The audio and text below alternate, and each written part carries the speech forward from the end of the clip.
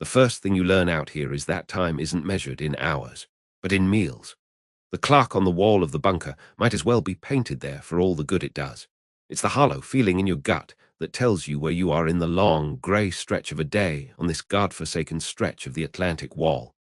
They call it a quiet sector, and I suppose it is, if you compare it to the hell they're living through in the east. But quiet has its own special kind of torture. It's the silence between the artillery barrages, a waiting that gnaws at you worse than any hunger. But the hunger is always there, a constant companion. It starts before the sun even thinks about rising, with the smell of coffee brewing in a big enamel pot over a Primus stove. That coffee, God, that coffee. It wasn't coffee, not really. It was this bitter, black stuff they called ersatz, made from roasted barley or chicory or God knows what. Klaus, who was an engineer before all this, used to joke that it was brewed too strong for two reasons: to keep us awake and to kill the taste of the water, which always had a faint, metallic tang from the pipes in the bunker. You declutch your mess tin, the metal warming your cold hands, and you breathe in that sharp, acrid smell.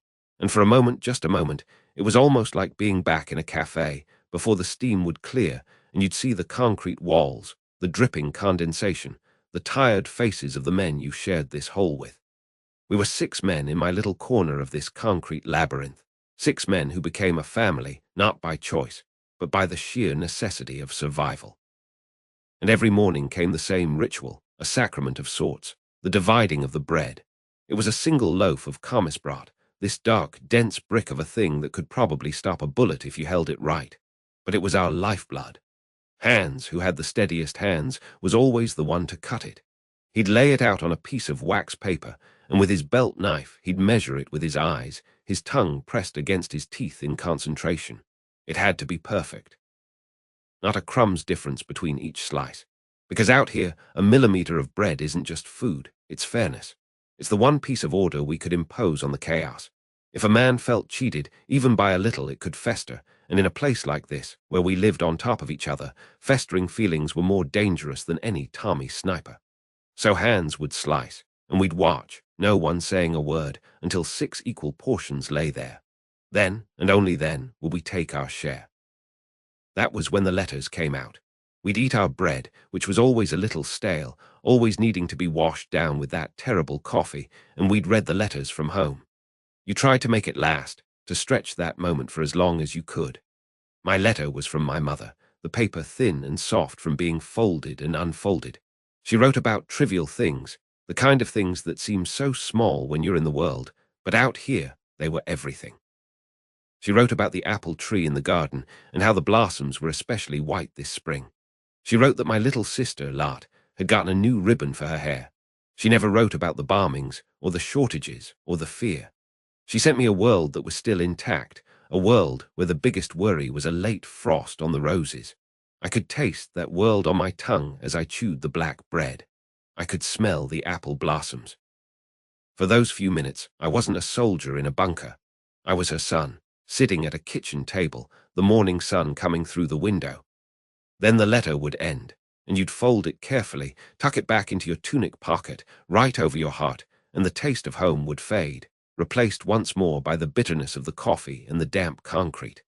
The morning would bleed into the afternoon, and that's when the real hunger would set in.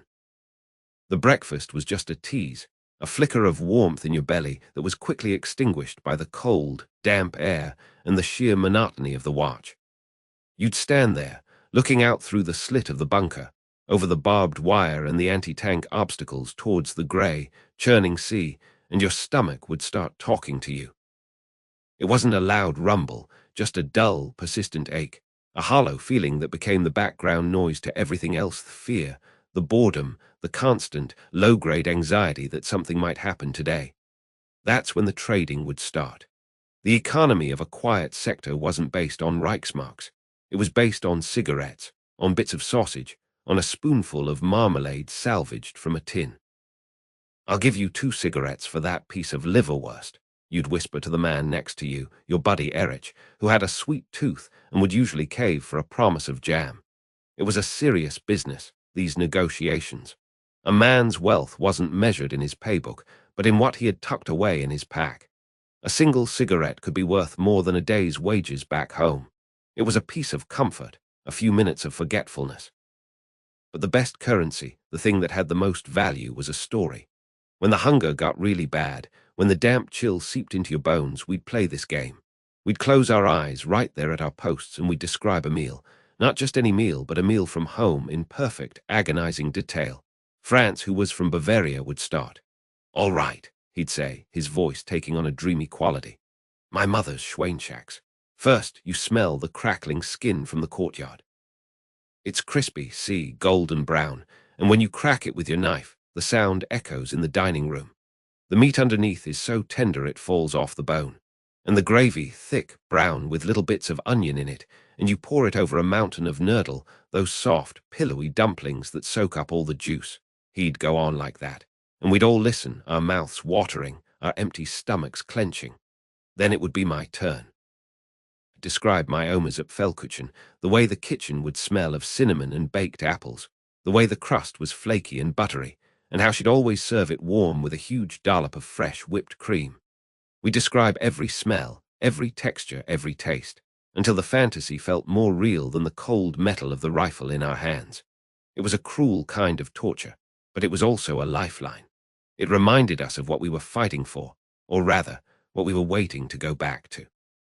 It wasn't the fatherland or the Führer in those moments.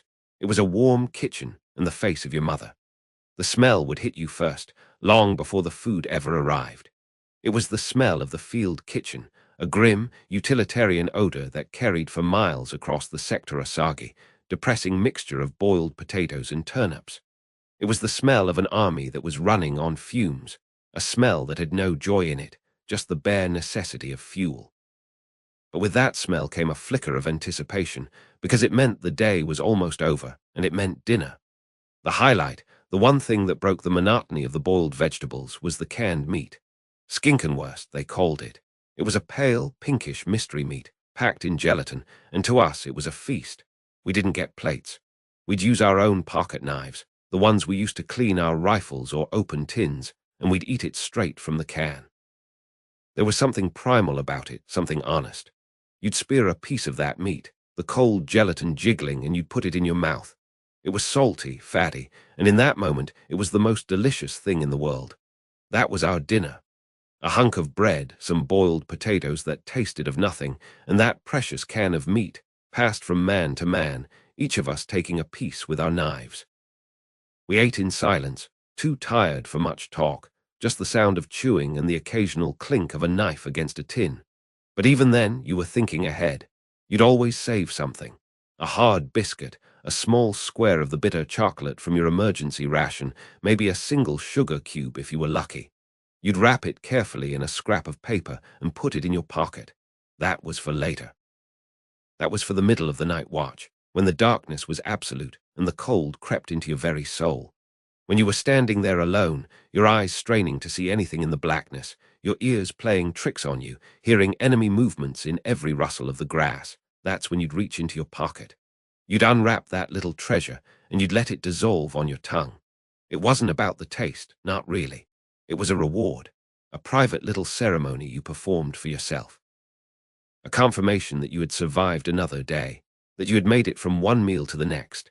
It was a promise to yourself that you would do it again tomorrow. But the real events, the things that could lift the spirit of our entire squad for a week, weren't issued by the quartermaster. They came in the mail, a parcel from home.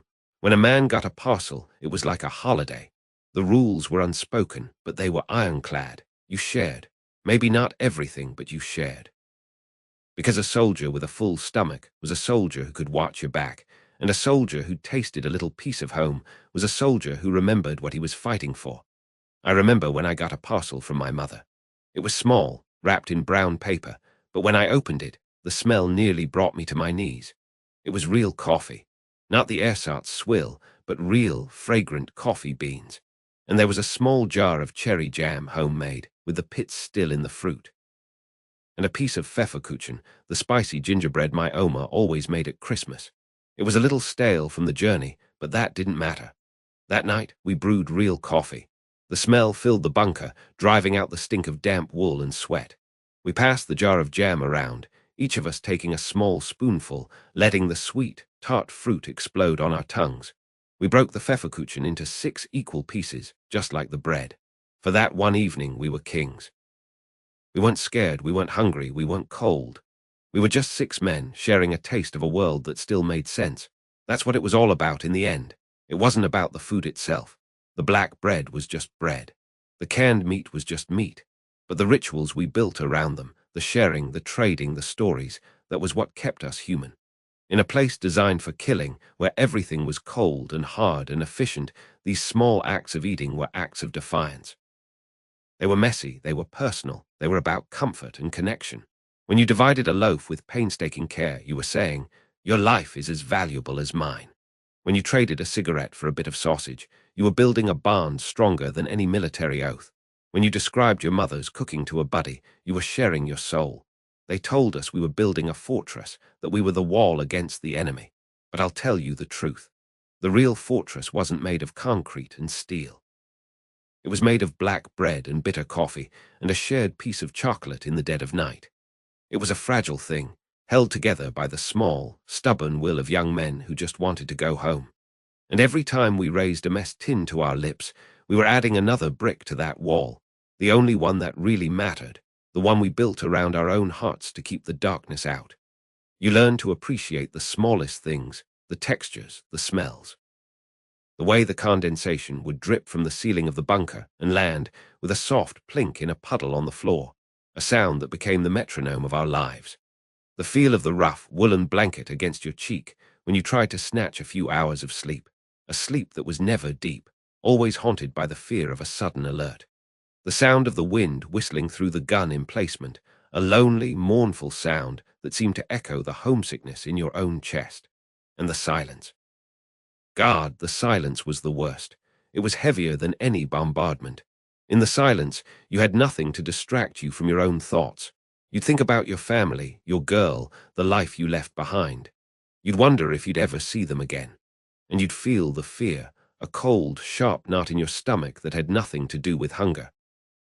It was the fear of the unknown, the fear of the sea fog that could hide an entire invasion fleet, the fear of the quiet, knowing it could be shattered in an instant by the scream of shells and the chatter of machine guns. That's when you'd look at the man next to you. You'd see the same fear in his eyes, the same exhaustion etched on his young face. He was just a boy like you. He missed his mother's cooking like you. He was scared like you. And in that shared look, without a word being spoken, you found a strange kind of comfort. You weren't alone. We developed a dark humor, a way of laughing at the absurdity of it all. We gave nicknames to everything. The field kitchen was the goulash cannon. The bitter coffee was bunker paint. A particularly unappetizing stew was cement soup. We joke about the Tommies on the other side of the channel, wondering if their coffee was just as bad, if they were just as hungry, just as cold. It was a way of coping, of pretending we had some control over a situation where we had none. The homesickness was a physical pain, a constant ache right behind your breastbone. It was triggered by the smallest things, a particular shade of blue in the sky that reminded you of a summer afternoon back home. The smell of the sea, which sometimes, if the wind was right, carried a faint scent of blooming heather from the dunes, a smell that was so unlike the industrial smell of your hometown, but somehow spoke of a simpler, quieter life. You catch yourself staring at a photograph until the face is blurred, trying to remember the sound of your father's voice, the feel of your girlfriend's hand in yours. You'd write letters, pages and pages, pouring out your heart, but then you'd read them over and realize you couldn't send them. You couldn't tell them the truth. You couldn't describe the taste of the fear, or the numbing boredom, or the hollow feeling in your gut that was more than just hunger. So you'd write cheerful lies instead. You tell them the food was adequate, the bunker was dry, the sector was quiet. You'd ask about the neighbors, about the dog, about anything that belonged to that other world. And then you'd seal the envelope, and for a moment you'd feel connected again. But the moment you handed it to the feldpost sergeant, the disconnect would return, wider and deeper than before. You were here and they were there, and a few scribbled words on a page couldn't bridge that chasm. So you went back to the rituals. You focused on the next meal, the next cup of coffee, the next trade. You lived from one tin can to the next. Because in that can, in that small, contained portion of sustenance, there was a kind of order. There was a beginning and an end. You opened it, you ate it, it was gone. It was a problem you could solve. Unlike the war, which was a vast, shapeless, endless thing that stretched out before you with no visible conclusion, the food was a landmark in the trackless waste of time. It was a way of measuring your survival. Breakfast meant you had lived through the night. Dinner meant you had lived through the day. And if you were lucky, there would be another breakfast tomorrow. That was the hope you clung to. Not a grand hope of victory or glory, but the simple, desperate hope of another meal, another sunrise, another day. It's funny what you remember. I don't remember the serial number of my rifle. I've forgotten the names of most of the officers, but I can still remember the exact weight of a full loaf of Kommissbrot in my hands. I can still smell that real coffee my mother sent. I can still taste the sharp, sweet tang of that cherry jam, shared among 6 men in a concrete bunker by a cold, grey sea. That was the real war for us. Not the battles you read about in the history books, but the daily battle against despair, fought with the only weapons we had. A shared crust of bread, a story about a home-cooked meal, and the unspoken agreement that we would look after each other, because in the end, that was all we had. That was the taste of home, not in a tin can, but in the act of sharing it. And that taste, more than anything else, is what kept me alive. You know, they show you the maps with the big arrows and the newsreels with the big explosions, but they never tell you about the silence. Out here, on this God-forsaken stretch of French coast they call the Atlantic Wall, the silence is the real story. It's heavier than the mud, colder than the rain. It's a living thing, and it has its own rules, unwritten rules. You don't learn M in basic training. You learn M by listening, by watching, by just trying to survive another day in this damned hole. Morning is the strangest time. The sun would come up, not with a bang, but with a slow, grey creep over the sandbags. And for the first hour, maybe 2, nobody moved. Nobody shot. It was an agreement, see, a silent handshake across the wire. We let them have their breakfast in peace, and they did the same for us. That first sip of Ersatz coffee, bitter as hell but warm in your hands, that was sacred. You'd hear the clink of a mess tin from their side, a low murmur of conversation, and you knew they were doing the same thing we were, trying to remember what it was like to be human before starting another day of being a soldier. It was a ritual. After that, maybe around mid-morning, you'd hear a single rifle shot, not aimed at anything, really, just a crack that would echo down the line and then fade away. It wasn't meant to kill, it was just a reminder. We're still here, it said. Don't get too comfortable. And we'd fire one back a little later, just to say, yeah, we're here too. It was like 2 neighbors tapping on the wall. After a while, you got to know the rhythm of the day as well as you knew your own heartbeat. You knew that if the Tommies were going to send over a few mortar rounds for show, it would be right after their officer's inspection, around 11:00. You knew that if we were going to send out a listening patrol, it would be on a moonless night, always after stanto. It was all so predictable, so bizarrely orderly. It made the war feel less like a battle and more like a miserable, deadly job with a very strict timetable. And then there were the sounds. On a still evening, when the wind was right, you could hear them. Not just the noise, but their voices, their laughter. That was the thing that really got under your skin. They didn't sound like monsters. They didn't sound like the devils they told us about in the propaganda films. They sounded like, well, like us. Just boys, tired and far from home, trying to find a joke in the darkness. Sometimes one of them would have a gramophone. We'd be huddled in our bunker, the air thick with the smell of damp wool and stale cigarette smoke, and then it would come, a faint, scratchy melody drifting across Narmansland. Bing Crosby, maybe. Some American song about dreaming of a white Christmas. And you just sit there, your spoon halfway to your mouth, listening. For those 3 minutes there was no war.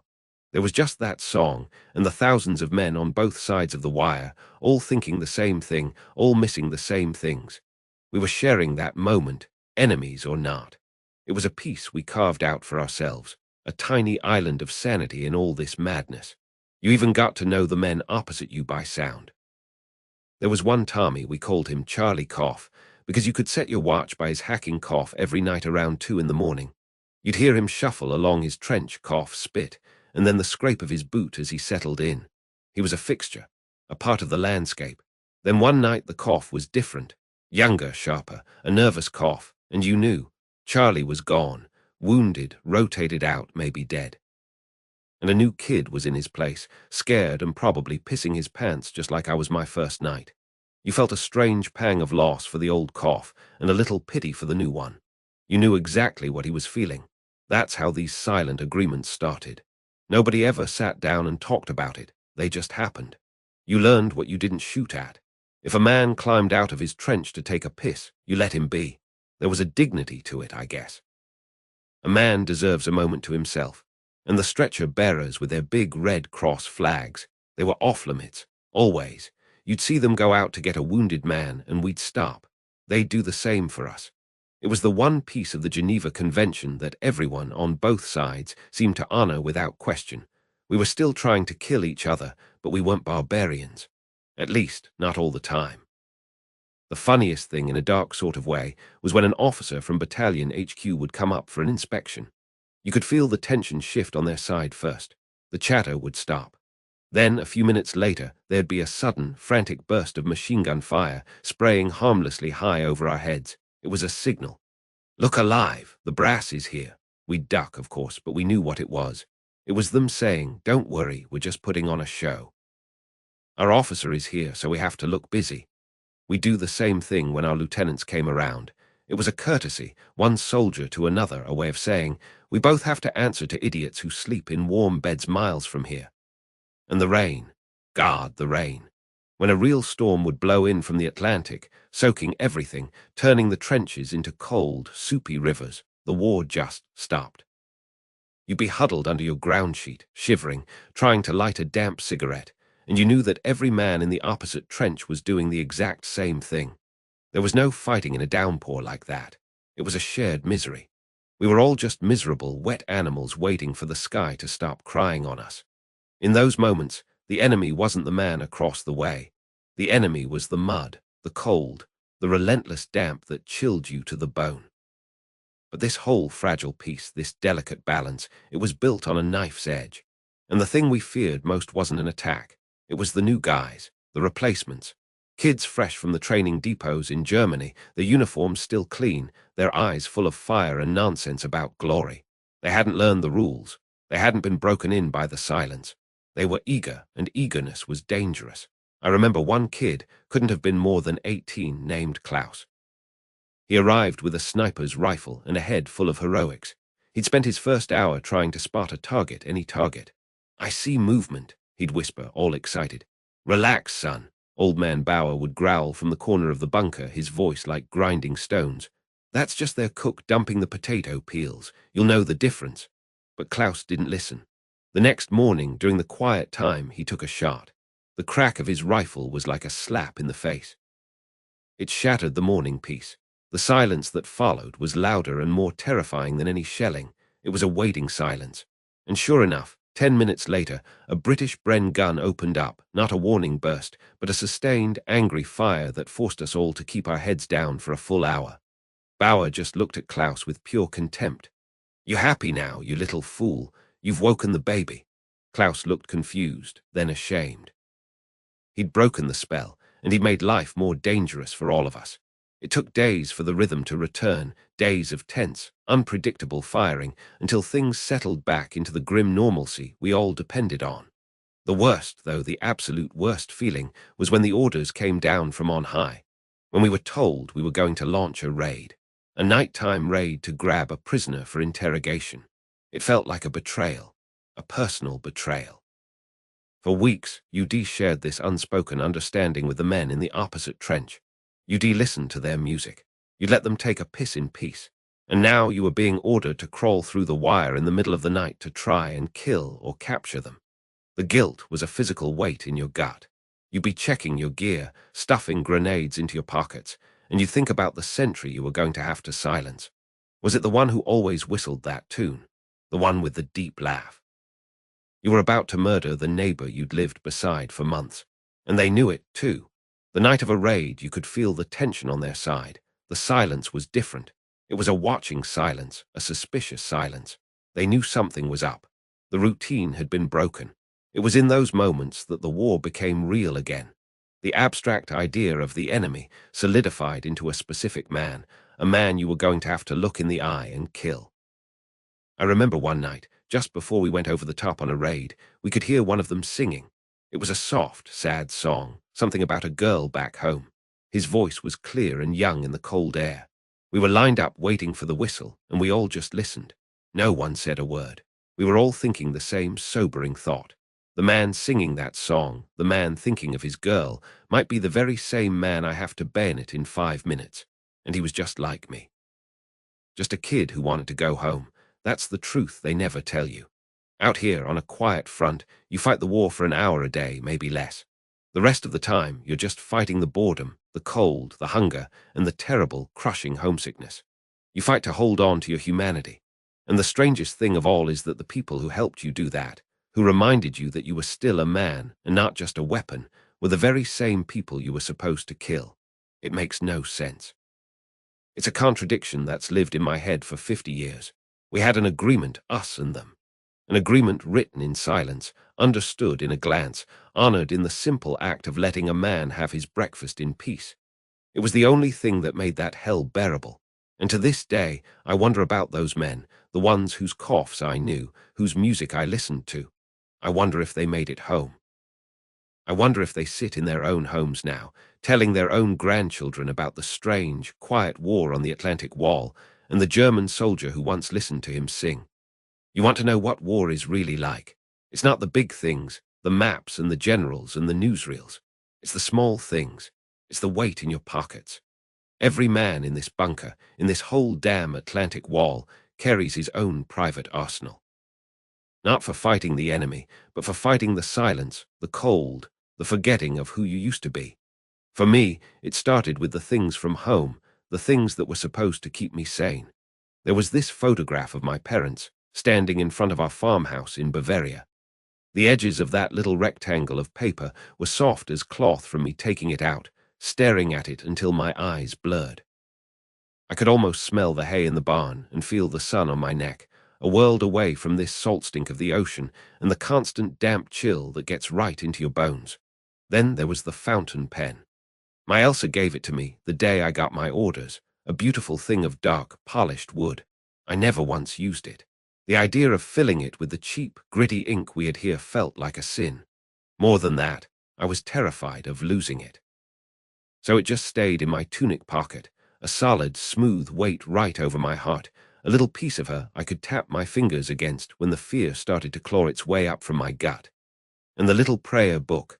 Well, I wasn't a particularly religious man, not out here where God seemed to have taken a long leave of absence.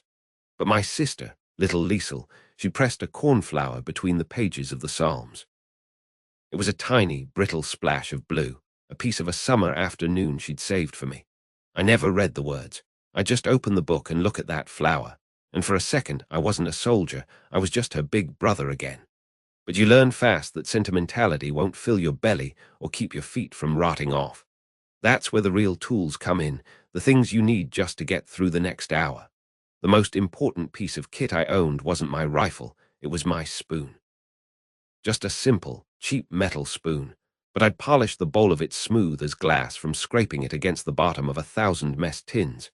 You haven't known true value until you've tried to eat the thin, greasy soup or the rock-hard bread they gave us with your fingers. That spoon was your connection to a basic human comfort, the difference between feeling like a man and feeling like an animal. Then there was my French knife. I traded a pack of cigarettes for it with a weary-looking farmer in a village we passed through during the retreat. It had 3 blades, a corkscrew, even a little pick. Our issued equipment was junk, but this was a masterpiece. I could use it to open a tin, whittle a piece of wood to start a fire, clean the mud from my boot soles. It was a tool for living, not just for dying. And the socks. God, the socks. You always kept a dry pair of wool socks wrapped in a waterproof pouch from a gas mask kit. Trench foot was a more real and present enemy than any Tommy or Yank on the other side of the channel. I'd seen men's feet turn white and spongy, then black, the smell of rot clinging to them until they were shipped back, crippled for life. So you'd sit in the damp darkness of the bunker, the concrete sweating like a living thing, and you perform the sacred ritual of changing your socks, the dry wool a fleeting, profound luxury against your skin. That was a victory, a small one, but you took them where you could. After a while, you start carrying things for luck, for superstition. You get a feeling that maybe, just maybe, some objects have a bit of magic in them. I found a coin on a road in France, just a simple franc lying heads up in the dust. We were pulling back, trucks burning, the air thick with smoke and the sound of aircraft. I should have been dead a dozen times that day, but I was. So I picked up that coin. It felt warm in my hand. I don't know why, but I decided it was lucky that it had something to do with me still breathing. It lived in a separate little pocket now, and I'd touch it before a patrol, a silent prayer to whatever fates were listening. Then there was the cognac. A whole bottle, unopened, that let's just say it wasn't issued. The other guys would joke about it, offer me all sorts of things for a taste, but it wasn't for sharing. It was for one of two moments, either the moment of true, final desperation, or the moment I knew I was going to make it home. It was a promise to myself, a bet on the future. The heaviest thing, though, wasn't the coin or the bottle, it was the letters. They belonged to Klaus, a boy from Hamburg with a laugh that could echo through the bunker. We were on a wiring party outside the wire, stringing new concertina, when a British patrol stumbled onto us. It was over in seconds, a frantic burst of fire in the dark. Klaus didn't make it back. He had 3 letters in his pocket, written to his mother and his little brother, ready to be mailed. As he lay there, his breath coming in ragged gasps, he made me promise. "Get them home, Erich. Promise me." So I took them, and now I carry them. They're a burden of honor, sure, but mostly they're a burden of grief. Every time I feel the crinkle of the paper, I see his face in the starlight, and I remember the sound he made, a sound that wasn't a word, just the air leaving a young man for the last time. You see, these things in my pockets, they weren't extra weight. They were anchors. They were the only things that tied me to the person I was before all this, the farm boy who worried about the harvest and dreamed of marrying his sweetheart. Every morning before Stanto, when the world was still grey and quiet, I'd go through my little ceremony. I'd check each item. The photograph, the pen, the flower, the spoon, the knife, the dry socks, the lucky coin, the cognac, the letters. It was a ritual. Touching each one was like checking my own pulse. It was a way of saying, I am still here. Erich is still in here somewhere. It reaffirmed that I was alive for another day, and I started to realize a terrible, beautiful truth. If a shell found its way into this bunker, if a bullet had my name on it, these few objects, this small collection of a life, would be the only story left of who I truly was. Not the uniform, not the dog tags, but this. The worn photo would tell of a family and a home. The unused pen would speak of a love too precious to risk. The flower would whisper of a sister's innocence. The spoon and the knife would testify to the daily grind of survival. The coin and the bottle would hint at the superstitions and hopes that kept a man going. And the letters would be a testament to a promise made in the dark, to a friendship cut short. That's the real weight a soldier carries. It's not the gear on your back, it's the memory in your heart, the future in your dreams, and the ghosts in your pockets. And you carry it every minute of every day, because it's the only thing that reminds you that you're still a human being, and not just a part of this terrible, grinding machine. You find a corner in the dugout where the damp earth hasn't seeped through the timber, or at least it seems that way for the first few minutes. That's the real luxury out here, a dry spot. The candle flickers, throwing huge, dancing shadows against the wall, making the whole place feel alive, like it's breathing. Everyone else is asleep, or pretending to be, lost in their own thoughts. You can hear the soft snores, the occasional mutter, the scuttle of a rat in the corner that you've learned to ignore. That's when the writing starts. You pull out the precious paper, smooth it out on your knee, and the pencil feels heavy in your hand, like it weighs 1,000 kilos. The first letter is always to my parents. You have to sound cheerful, you see. It's an unspoken rule. You tell them about the beautiful coastline, how the sea looks silver in the moonlight, how the fresh sea air is bracing.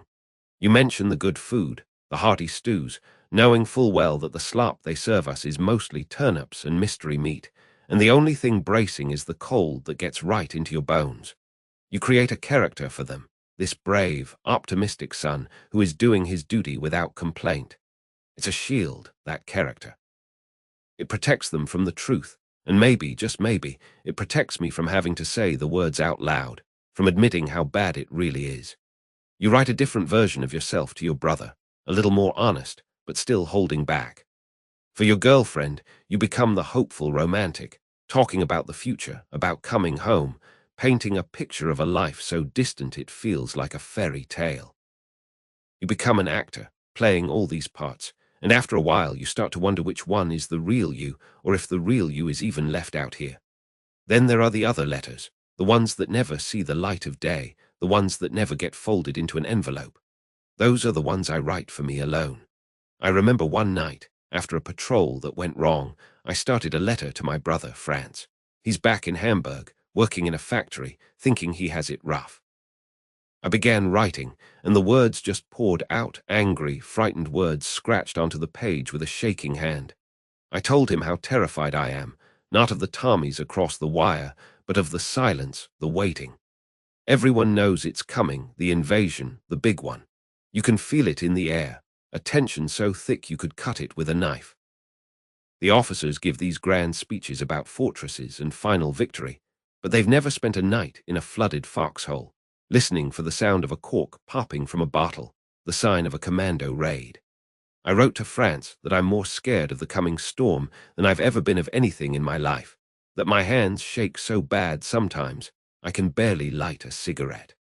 I told him I see the faces of the boys who didn't come back from patrol, and they haunt me. But then I looked at what I'd written, this raw scream on paper, and I knew I could never send it. What good would it do? It would only transfer my fear to him, and he has enough of his own. So I crumpled it up and used it to light my next cigarette. The paper burned quick and bright, and the fear went up in smoke, for a little while at least. Another one was a love letter to Elsa. That was the hardest. I started out like always, telling her how beautiful she was, how I dreamed of her. But then the truth crept in. I wrote that she shouldn't wait for me. I told her that the person she remembers, the boy who left 2 years ago, he's fading away. I'm becoming someone else, someone harder, someone who jumps at shadows, who calculates angles of fire instead of thinking about poetry or music. The mud and the cold and the constant fear are changing me, sanding me down into something rough and unfamiliar. I said, Elsa, the man who comes back to you if he comes back will be a stranger. You deserve better than a stranger with ghosts in his eyes. I almost sent that one. Part of me thought it was the honest, noble thing to do, but I couldn't do it. I needed that dream of her, of us, to stay pure. It's the one clean thing I have left in this filthy world. So that letter joined the others, a secret between me and the flame. The most dangerous one was a political rant I wrote after one of our new lieutenants, fresh from officer school and full of fire, gave us a propaganda speech. He stood there, his boots polished to a shine, talking about the glory of the fatherland and the weakness of our enemies. He'd never seen a man die. He never smelled the particular scent of a dugout after a week of rain, wet wool, unwashed bodies, and despair. I went back to my spot, furious, and I wrote down every bitter, traitorous thought in my head. I wrote that the war was lost, that we were fools for believing the rhetoric, that the ones in charge were sacrificing us for a cause that was rotten to the core. It felt good to write it, like lancing a boil. But then the cold fear set in. If anyone at all, found that paper, it would be a one-way ticket to a court-martial, or worse. That wasn't just a letter, it was a death sentence. I didn't even burn it right away. I held the page over the candle until it was nothing but black ash, making sure not a single word survived. That's why the diary became so important. It was my confessional. The letters were performances, but the diary was for the truth, no matter how ugly. I didn't write in it every day, only when something happened that I knew I had to remember, or when the weight became too much to carry alone.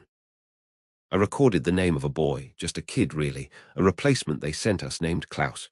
He couldn't have been more than 18 with wide, scared eyes. He died on his first patrol, a stupid, random thing. A stray mortar round, or maybe it was aimed, it doesn't matter. He was just gone. I wrote his name down in the diary, Klaus Becker. I wrote it because I was terrified that he would just vanish, that he'd become a number on a report, another casualty. I needed there to be a record that Klaus Becker, a boy from a village near Dresden who was scared of the dark, had existed, that he had been here. I feared that history would forget him, and I couldn't let that happen. Another time, I was on watch duty in a forward observation post. It was a rare, clear morning, and through my binoculars I saw one of them, an English soldier. He was standing on their parapet, stretching, just like we do. He took off his helmet, rubbed his face, and lit a cigarette. He was young, like me. He had a life somewhere else, people who loved him. I watched him for a long minute, and I wrote about it that night.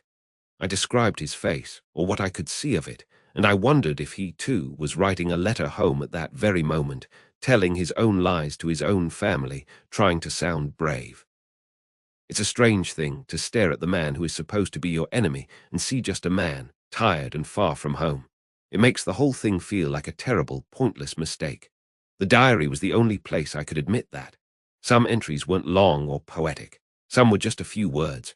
I remember one night, after weeks of rain and constant alerts, I was so exhausted I could barely hold the pencil. I just opened the book and wrote, "I am tired. I want to go home." That's all it said. But those 5 words held more truth than anything I'd ever written. It wasn't about heroism or duty. It was the simple, stark plea of a worn-out boy. That's what we all were, underneath the uniforms and the rifles. Just boys who wanted to go home. But keeping this truth was a dangerous game. There was always this low, humming fear in the back of my mind, the fear of discovery. If an officer, especially one of the real fanatics, found my diary, it would be over.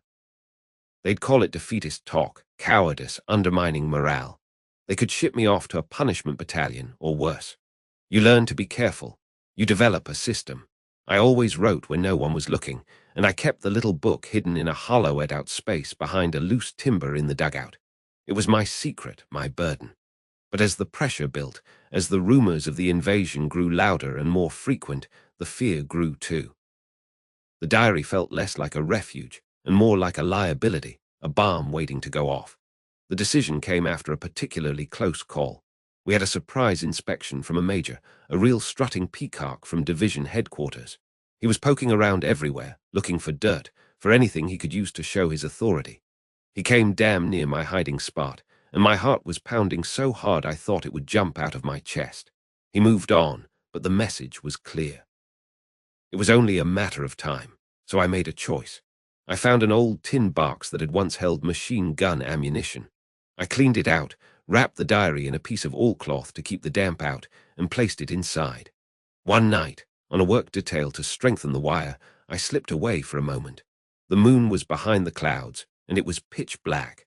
I felt my way to a spot near a large, gnarled tree root that I knew I could find again. I dug a small hole with my entrenching tool, the metal biting into the cold earth with a soft, scraping sound. I placed the box in the hole and covered it up, patting the dirt down so it looked undisturbed. It felt like I was burying a part of myself, the last honest part. I was burying my real war, the one nobody talked about, the one of fear and loneliness and a desperate desire for it all to end. I did it with the faint, foolish hope that I might one day come back for it, that I'd survive this mess and retrieve this time capsule of my youth. But mostly, I did it to protect myself. Those written words were my only honest conversation. In that diary, I could say anything, be anyone, admit to anything. It was the one place where I didn't have to be a soldier. I could just be me. And burying it was like sealing that person away, hoping that if I ever made it home, I might be able to dig him up again, too. You hold on to these little things, these tiny rituals, because they're all that separate you from the madness. Writing those letters, keeping that diary, it was my way of screaming into the void without making a sound, a way of reminding myself that there was still a world beyond the mud and the wire, a world where words mattered more than bullets. You could always spot them a mile away, the new replacements. It wasn't just the clean field grey uniform, the kind that hadn't yet been faded by the sun and caked with the thick, greasy mud of this God-forsaken coast. It was the way they carried themselves, a sort of stiff textbook posture that screamed training ground, and their eyes, God, their eyes were always so wide, trying to take in everything at once, seeing threats in every shadow. We called them greenhorns, or sometimes fresh fish, and the instinct, the deep-down gut instinct for any of us who'd been on the line for more than a few months, was to keep our distance. It wasn't out of malice, not really. It was a kind of self-preservation. You see, in this quiet sector of the Atlantic Wall, quiet was a relative term. It just meant the Tommies across the minefields and wire weren't shelling us with everything they had today. A patrol could go wrong. A stray shell from a naval gun could find its mark. A sniper who'd been patient for a week could finally decide to take a shot. Getting to know a man, learning his name, where he was from, whether he had a girl waiting for him, that was a pain you learned to avoid. Because when he stopped showing up for roll call, when his bunk was suddenly empty, that pain was a luxury we couldn't afford. It hollowed you out. So we'd just nod, maybe grunt a greeting, and go back to staring at the damp wall of the bunker or endlessly cleaning our rifles for the 10th time that day. But then one afternoon, I saw this one kid, couldn't have been more than 18 trying to light a cigarette with hands that were shaking so bad he could barely strike the match. The damp sea air wasn't helping. He was fumbling, his shoulders hunched up around his ears like he was expecting a blow, and I saw myself in those trembling hands. I remembered my first week on the Eastern Front, before they shipped what was left of us west, the bone-deep cold that wasn't just from the Russian winter, but from a fear so pure it felt like your blood had turned to ice water. I saw that same fear in this boy. So I walked over, cupped my own hands around his, and lit his cigarette for him. The smell of the cheap tobacco, the sulfur of the match, it was so familiar it was like a memory itself. He took a deep, ragged drag and mumbled a thanks not meeting my eyes. His name was Klaus, he said, from a little town near Hamburg. I just nodded. That was the moment I decided the pain might be worth it. Someone had done it for me, a grizzled old sergeant from Munich who'd bled out in the snow outside Stalingrad. I owed him that much. So I started talking to him, not all at once, but in little pieces. The first thing you learn, and the first thing I had to teach him, was that almost everything they drilled into your head in training was meant to get you killed out here. They taught you to dig a foxhole fast, but they never taught you to dig it deep. I took him out to the forward positions one evening, where the earth was softer. "See this," I said, pointing to a shallow scrape in the ground. "That's a grave for a lazy man. You dig until your head is below the level of the ground. You dig until you hit water, and then you bail it out and keep digging. And you pile the dirt here," I showed him, patting the parapet facing the enemy lines. "Not behind you. That dirt is the only thing between you and shrapnel when the sky starts falling." He watched, and then he started digging, really digging, with a desperation I recognized. It's a different kind of tired, digging a proper foxhole. It's not the clean sweat of exercise. It's a grimy, soul-wearying exhaustion that seeps into your bones. But when you're finished, and you slump down into that cold, wet hole, you feel a little bit safer. Not safe, never safe, but safer. Then there are the sounds. Your ears become your best weapon. In training, they tell you about the whistle of incoming fire, but they don't teach you the nuances. You have to learn the difference between the sound that says I'm coming for you and the sound that says I'm already here. A long, rising shriek means it's going to land somewhere else, maybe 100 meters away. You might have time to duck, but a short, sharp sigh, a kind of PHFFD that's already overhead, that's the one that's going to explode right on top of you. That's the sound you pray you never hear. I told Klaus, listen, not with your ears, but with your gut. Your body will know before your brain does. And the most important lesson, the one I had to hammer into him, was about heroism. They fill your head with talk of glory in the fatherland. Out here, glory is a warm meal and a dry pair of socks. Being a hero gets you and your comrades killed. The goal isn't to charge the enemy lines with a triumphant cry. The goal is to be the soldier the man next to you can rely on. To do your watch without falling asleep, to share your last cigarette, to keep your head down and your wits about you. That's the only honor left in this damn war. We had our own set of rules. Us old Herstats, what we called the veterans, the ones who'd been around long enough to have learned a trick or two. These rules weren't written down anywhere, but they were more important than any field manual. Rule number 1, always know where your shovel is. Your rifle is for killing, but your shovel is for living. It digs your home, your latrine, your grave. I've seen men survive a direct hit because they were deep in a hole dug with a good shovel. I've never seen a rifle stop a 105 shell. Rule number 2, you never, ever light a cigarette during night watch. The glow can be seen for kilometers by a sniper with a good scope. Even in the daylight, you cup the match in your hands, a ritual so ingrained it becomes second nature. You make a little cave with your palms, a tiny, fleeting moment of warmth and light hidden from the world. It's about denying the enemy a target, any target. And then there was the rule about volunteering. It was simple, Don't. Never volunteer for anything. The officers would come around, looking for men for a working party to unload supplies, or worse, for a reconnaissance patrol into No-Man's-Land. You just looked down, studied the mud on your boots, became intensely interested in a loose thread on your tunic. If you volunteered, you were either a fool hoping for a medal or a man so broken by boredom that danger seemed like a diversion. Neither one lasted long. And on a patrol, you never wanted to be the first man or the last man.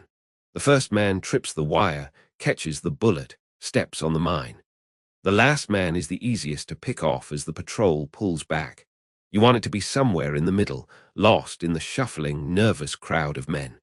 It was about anonymity, about being just another grey shape in the gloom.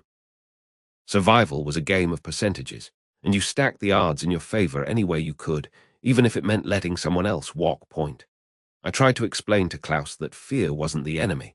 They tell you to be brave, to conquer your fear, but that's a lie for parade grounds. Out here, fear is your friend. It's the cold knot in your stomach that keeps you alert when you're dead on your feet.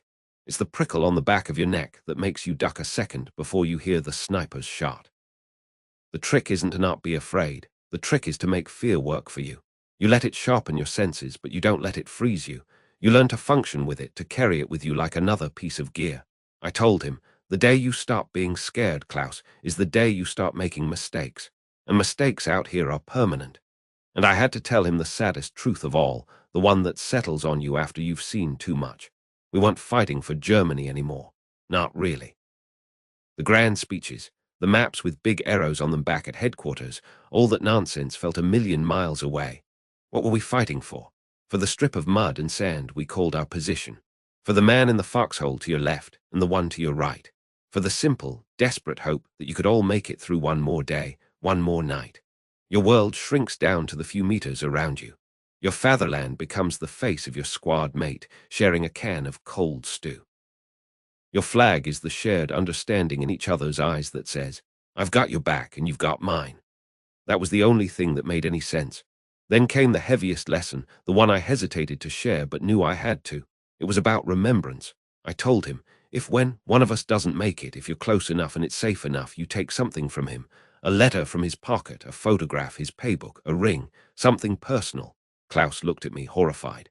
That's stealing from the dead, he whispered. I shook my head. No, son, it's the opposite. The army will send a telegram. It will say, fallen for the fatherland. It's a cold, empty phrase. But if you send his mother his wallet with the picture of her he carried, or you write to his girl and tell her how he spoke of her just the other night, that's a real person. That's a memory. Someone has to remember them properly, not just as a name on a casualty list. I showed him the St. Christopher medal I wore under my uniform. It wasn't mine. It belonged to France, the old sergeant from Munich. I'd taken it from his body before they buried him in that frozen Russian field. I promised myself I'd get it back to his family if I ever made it home. It was a heavy weight to carry, but it was a weight I chose. It was a debt. Life on the wall was a cycle of mundane misery punctuated by moments of sheer terror. The constant was the damp. It seeped into everything: your clothes, your boots, your bread. Your blanket always felt clammy. The smell was a mixture of wet wool, damp concrete from the bunkers, cordite, and the faint, ever-present stench of the latrine pits. You'd spend hours staring at the grey channel, watching the clouds roll in, listening to the gulls cry, and for a moment you could almost forget there was a war on. Then the artillery would start, not a full barrage, but the sporadic crump of a shell landing down the beach, a reminder that you were in a cage, and the world outside wanted to hurt you. We had our dark humor, a currency more valuable than Reichsmarks. We'd joke about the food, the so-called ersatz coffee that tasted like burnt barley, the rock-hard bread we called Panzerplatte plate because you could probably stop a bullet with it. We'd bet cigarettes on whether a certain gull would fly left or right. It was nonsense, but it kept the mind from dwelling on the bigger, unanswerable questions. Like, would we ever see home again? Would we ever feel the sun on our faces without the fear of what might be flying overhead? The homesickness was a physical ache, a longing for something simple. Your mother's cooking, the smell of your street after a rain, the way your bed felt. Not a hero's welcome, just home. You learn to find small moments of grace, a patch of weak sunlight to sit in for 10 minutes. Letter from home, the paper fragile and smelling of a world you'd almost forgot. Sharing a bottle of cognac looted from a French farmhouse, passing it around in silence, each man lost in his own thoughts. Those were the things you fought for, the tiny pieces of humanity you clung to. Klaus learned fast. The wittied fear in his eyes was replaced by a weary vigilance. His uniform got dirty, his movements became more economical. He started to look like one of us. He'd learned the wisdom of the old hares. And in teaching him, I felt like I was honoring the men who had taught me, the ones who weren't coming back. It was a way of passing something on, not of death, but of life, of how to cling to it with every fiber of your being in a world hellbent on taking it away. It was the only kind of victory we could hope for.